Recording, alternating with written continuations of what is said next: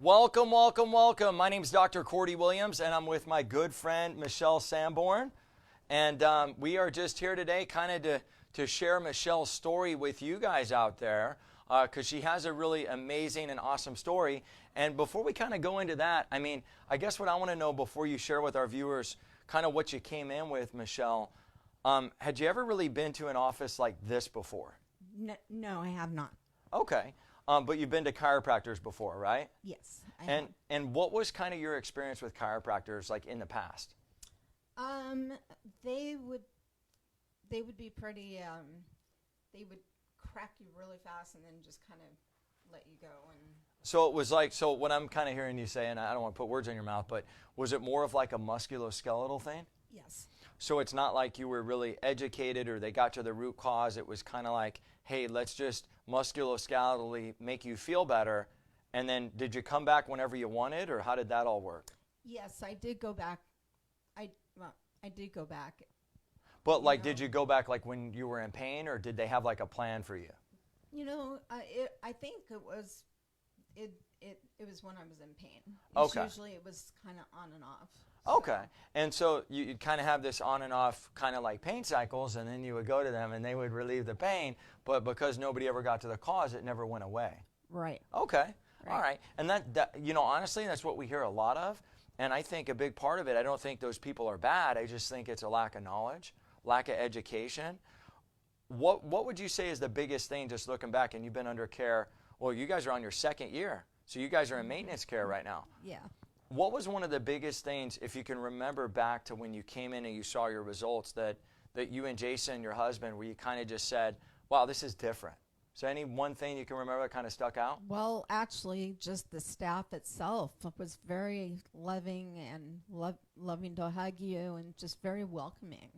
I love that. That's like the first thing, and I'm actually a hugger myself, so it just makes me really happy. So we're not like, there's no sadists here or anything, right? We're not like sacrificing goats or anything in the back, No. right? So and I didn't take some crazy plastic glove and put it on and put this toxic hand sanitizer and then shake your hand or have you read crappy magazines for an hour and a half in the lobby, right? Right. Very different feel, right? Yes. Okay, cool. And that's what people tell us, that people kind of give us that feedback all the time, and that's what we want, because if this feels like a home, Right. and you recognize it as a home, what do you think that's going to do to your healing potential? It's going to help me to heal better. And who doesn't want to heal? Okay, better and quicker. Sign me up for that healing, doc, right? Like, I want that, right? Amen. There you go. Awesome, awesome. So if you could, for our viewers, kind of describe what you came here to Health from Within with, and what you, like some of those, I guess I start off, for lack of a better term, those neurological or physical changes. Kind of tell us what you came here with and what you thought about your situation, and then what you discovered after being here. Okay. I know that's a big one. Sorry. Yeah. Just came out that way. I didn't plan it. I don't have any notes. I never do, right? Yeah. Well, I came here. We actually met at that fair in Vista. Okay. And then we came in, and I was already on schedule for a third neck fusion.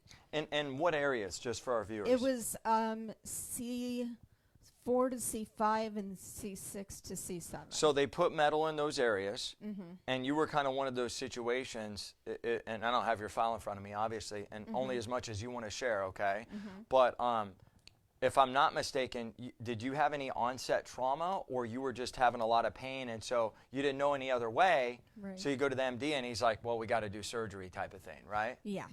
Yeah. And you know what's funny? A lot of people experience that.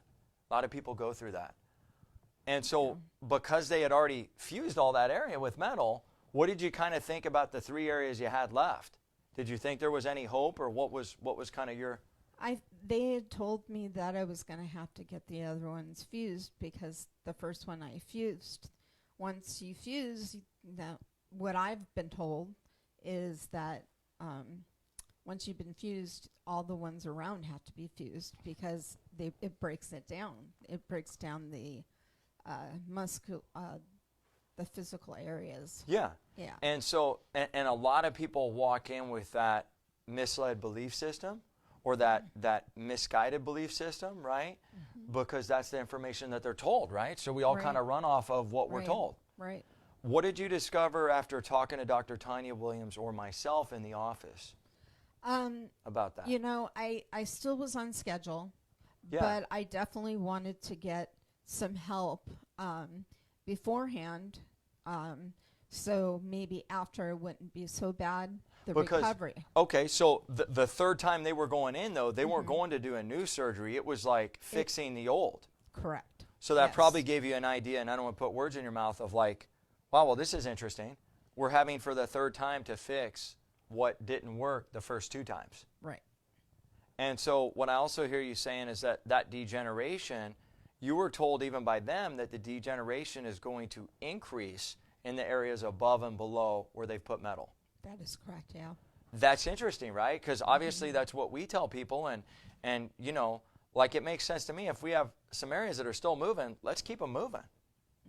And more importantly, let's keep it open so that lifeline, that spinal cord and that brainstem, so that innate intelligence can allow that brain to really flow and allow that life flow to get through to the spinal cord, and then allow those nerves to get through to the organs, right? Right.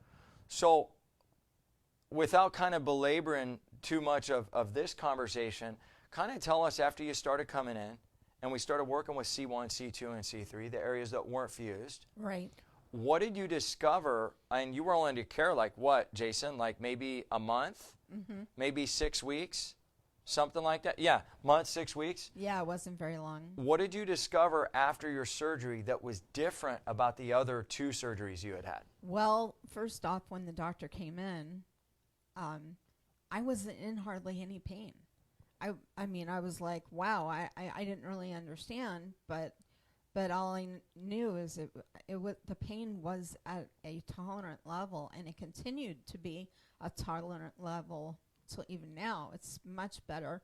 I'm not at a 10 anymore, which is And you wonderful. were used to being a 10 out of 10, and post-surgery you were used to like needing morphine and all this other crazy Yeah. junk, right? Absolutely, yes. And so you saw a huge reduction in that. Yes. And I remember you sharing this with me like days after the surgery. And I was blown away too. I was like jumping out of my pants, right? Which is rare for me, right? And you know, I was just so surprised because, Healing itself. wow. Yeah, it's, And it could be T1. Or- Most people have yeah. 7 segments. It's okay. Some people do Yeah. have an extra segment. Okay. And I don't have your films up, so I can't Yeah. remember if you do. Yeah. I have seen a couple. I don't know if it's a Southern California thing or what, but some people do have an extra vertebra in the cervical area. But if not T1, like, what a blessing that is. right. That normally all those would degenerate, and now we're getting that life flow back in there, and innate's taking care of that. Yep. Just real quickly, I don't want to go too much longer, but can you tell our viewers anything, and if it hasn't, you know, don't say whatever is your truth, anything that's kind of shifted for you emotionally or in your relationship with Jason, or kind of anything you noticed there? Is there anything? And like I said, only what is, you know, from your heart and Right. what you believe. Right. Well, first off, I love the fact that this is a Christian office, which I love, because he puts everything, you know, and because we're Christians. Emotional wise, I'm still battling that to some degree, but it's not nearly as bad as it used to be. Beautiful. So it's definitely gotten better. So good. Yeah. Well, thank you so much for sharing, and thank you for sharing today. And, you know, I would just say this, you know, we do have belief systems here, and I appreciate you saying that because, you know, I am a Jesus guy, but I have people in here that are atheists and Buddhists, and they worship Allah and all sorts of different types of preferences, and we love everybody up. But, Yes, you know, it's an honor that connected with you, because we just want to love on people.